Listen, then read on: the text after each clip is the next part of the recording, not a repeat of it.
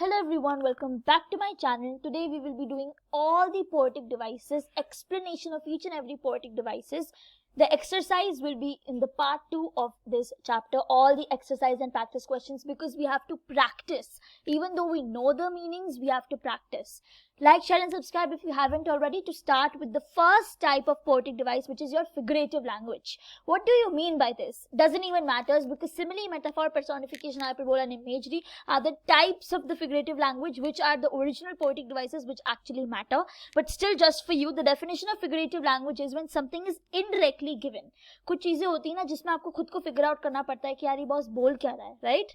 That's what figurative language. Let's start with the first type, simile. Simile is what? When there is comparison between two objects. दो objects के बीच में comparison होगा using the words as or like. Very important. As or like words are used.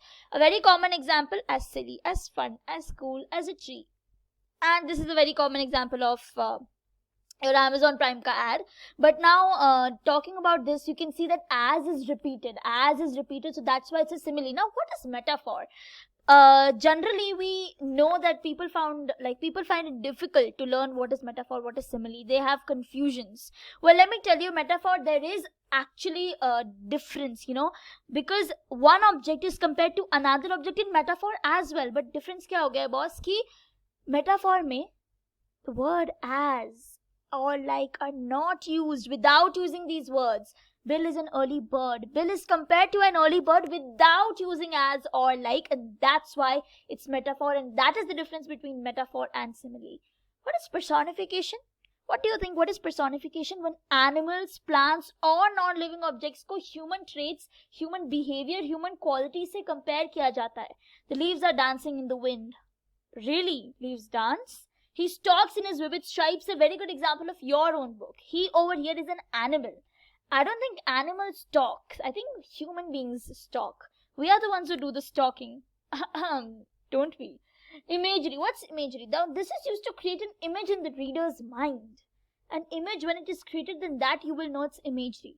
Like my head is pounding like a drum.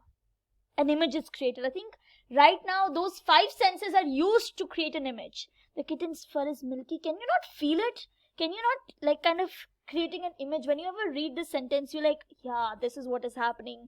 A loud voice, loud music may be the reason for the head is pounding like a drum. Now we can imagine stuffs. Hyperbole. What is hyperbole? We love exaggerating things, and that is what hyperbole is. We exaggerate to make certain point or sense. जब भी हम exaggerate करते तो एक certain sense बन जाता. Like an apple a day keeps a doctor away. Is it true? No, definitely not. It's not true. Then also, it makes sense. It makes a point that you should eat an apple. Though it's a very exaggerated statement and it is not true. If it had to perish twice, a good example of your own book, nothing can perish twice. Nothing can. Trust me. Death cannot come to you twice. Sound devices. Now sound devices, as the name suggests, it depends on the sound. It depends on the sound. Onomatopoeia. What is that? Onomatopoeia. Words who suggest sounds. The sounds who suggest meaning.